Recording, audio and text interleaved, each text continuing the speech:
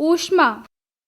हम जाड़े में ऊनी तथा रंगीन कपड़े पहनना पसंद करते हैं तथा गर्मियों में सूती तथा हल्के रंग के कपड़े।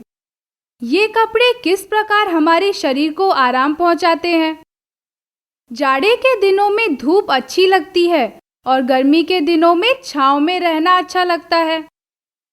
कुछ वस्तुएं दूसरी वस्तुओं की अपेक्षा अधिक गर्म होती है, जबकि कुछ वस्तुएं दूसरों की अपेक्षा अधिक ठंडी होती है। प्राय हम छूकर पता लगाते हैं कि एक वस्तु दूसरी की अपेक्षा अधिक गर्म है, जबकि दूसरी से अधिक ठंडी। ताप मापना। किसी वस्तु की गर्मी यानी उष्णता की विश्वसनीय माप उसके ताप से की जाती है। ताप मापने के लिए उपयोग की जाने वाली युक्ति यानी यंत्र को तापमापी यानी थर्मामीटर कहते हैं। जब घर में किसी को बुखार आता है, तब आपने बुखार मापते देखा होगा। हमारे शरीर का तापमापन डॉक्टरी थर्मामीटर से मापा जाता है। घरों में भी बुखार मापने के लिए थर्मामीटर यानी तापमापी रखे जाते हैं। यह डॉक्टरी थर्मामीटर है। डॉक्टरी थर्मामीटर एक लंबी, बारीक तथा समान व्यास की कांच की नली होती है। इसके एक सिरे पर एक बल्ब होता है। बल्ब में पारा भरा रहता है। गर्म होने पर बल्ब का पारा बारीक नली की ओर फैल जाता है। यह एक पतली चमकीली धारी के रूप में दिखाई देता है। यदि धारी ठीक से दिखाई न देती हो तो थोड़ा घुमाने से दिखने लगेगी। उपयोग से पूर्व थर्मामीटर को साफ पानी से अच्छी तरह धो देना चाहिए। धोने के बाद इसे पीछे से अच्छी तरह पकड़कर झटकिए। झटकने से पारा द्विभंग को पार कर नीचे बल्ब में चला जाता है। ऊष्मा का स्थानांतरण। कोई भी चीज जितनी गर्म होगी, उसका ताप उतना ही अधिक होगा। अगर किसी गर्म चीज को किसी ठंडी चीज के पास सटा कर रखा जाए, बर्तन से ऊष्मा वायुमंडल अथवा परिवेश की ओर स्थानांतरित हो जाती है।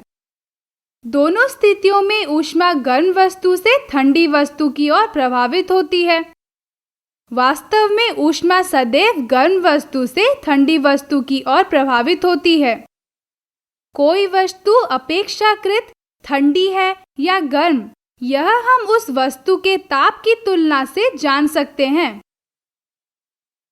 अतः ऊष्मा उच्च ताप वाली वस्तु से निम्न ताप वाली वस्तु में जाती है। समान ताप वाली दो वस्तुओं में ऊष्मा स्थानांतरित नहीं होगी। ऊष्मा लौ के निकट के सिरे से दूसरे सिरे की ओर स्थानांतरित होती है। वह प्रक्रम जिसमें ऊष्मा किसी वस्तु के गर्म सिरे से ठंडे सिरे की ओर स्थानांतरित होती है, चालन कहलाता है। ठोसों में ऊष्मा का स्थानांतरण प्राय चालन प्रक्रम द्वारा ही होता है। जो पदार्थ अपने से होकर ऊष्मा को एक सिरे से दूसरे सिरे तक जाने देते हैं, उन्हें ऊष्मा का चालक कहते हैं। इनके उदाहरण हैं लोहा, तांबा, एल्यूमीनियम आदि। जो पदार्थ ऊष्मा को एक सिरे से दूसरे सिरे तक अपने से होकर आसानी से नहीं जाने देते, उन्हें ऊष्मा का कुचालक कहते हैं, जैसे प्लास्टिक तथा लकड़ी। ऊष्मा के कुचालक को ऊष्मारोधी भी कहते हैं। जब हम जल को गर्म करते हैं तो लौ के पास का जल गर्म हो जाता है। गर्म जल ऊपर उठता है। इस गर्म जल के आसपास का ठंडा जल इसका स्थान लेने के लिए आ जाता है। फिर यह जल भी गर्म होकर ऊपर उठता है तथा आसपास से जल फिर इसके स्थान पर आ जाता है। यह प्रक्रिया तब तक चलती है जब तक सारा जल गर्म न हो जाए। ऊष्मा स्थानांतरण की इस विधि को संवहन कहते हैं। वायु भी जल की तरह सबसे पहले लौ के पास गर्म होकर ऊपर उठती है। और आसपास की वायु फिर उस स्थान पर आ जाती है। यह संवहन की प्रक्रिया चलती रहती है। समुद्र के किनारे दिन के समय स्थल यानी धरती जल की अपेक्षा शीघ्र गर्म हो जाती है, तो स्थल के ऊपर की वायु गर्म होकर ऊपर उठने लगती है।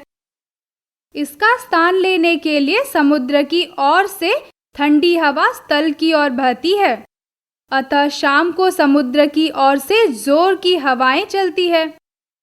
चक्र को पूरा करने के लिए स्थल की ओर से गर्म हवा ऊपर से समुद्र की ओर बह जाती है।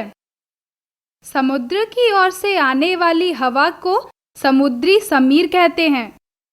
समुद्र की ठंडी वायु का लाभ उठाने के लिए तटीय क्षेत्रों के भवनों में खिड़कियां समुद्र की ओर बनाई जाती है। रात्रि में यह प्रक्रम ठीक विपरीत हो जाता है। समुद्र का जल स्थल की अपेक्षा धीमी गति से ठंडा होता है, इसलिए सुबह तक स्थल की ओर से ठंडी वायु समुद्र की ओर बहती है। यह थल समीर कहलाती है। इन दोनों प्रकार की समीर का कारण संवहन ही है। हम जाड़े के दिनों में धूप में बैठना पसंद करते हैं। सूर्य से हम तक ऊष्मा पहुंचती है। यह चालन अथवा संवहन द्वारा नहीं होता, क्योंकि इन दोनों प्रक्रमों से ऊष्मा प्राप्त करने के लिए माध्यम की आवश्यकता होती है। सूर्य और पृथ्वी के बीच अधिकांश भाग निर्वात है। वायु ऊष्मा रोधी है, अतः सूर्य से पृथ्वी तक ऊष्मा आने का एक अन्य प्रक्रम विकिरण है। विकिरण द्वारा ऊष्मा प्राप्त होती है। उदाहरण के लिए अंगीठी, हीटर, चूल्हे के पास यदि हम बैठते हैं तो गर्मी का अनुभव करते हैं। यह ऊष्मा हमें विकिरण द्वारा मिलती है। चूल्हे की लौ से हटाने के बाद कोई गर्म बर्तन ठंडा होने के क्रम में अपने परिवेश में विकिरण द्वारा ऊष्मा स्थानांतरित कर देता है। सभी गर्म वस्तुएं विकिरण द्वारा ऊष्मा छोड़ती या विकिरित करते हैं। यह विकिरण प्रकाश के किरणों के रूप में होता है, जिन्हें हम देख नहीं सकते। यह विकिरण जब किसी वस्तु से टकराती है तो कुछ भाग वस्तु द्वारा अवशोषित कर लिया जाता है और कुछ भाग परावर्तित हो जाता है तथा कुछ भाग पार यानी परागत हो जाता है। खिड़की में लगा कांच इसका उदाहरण है। ऊष्मा कांच को पार कर आपके हाथ को गर्मी दे रही है।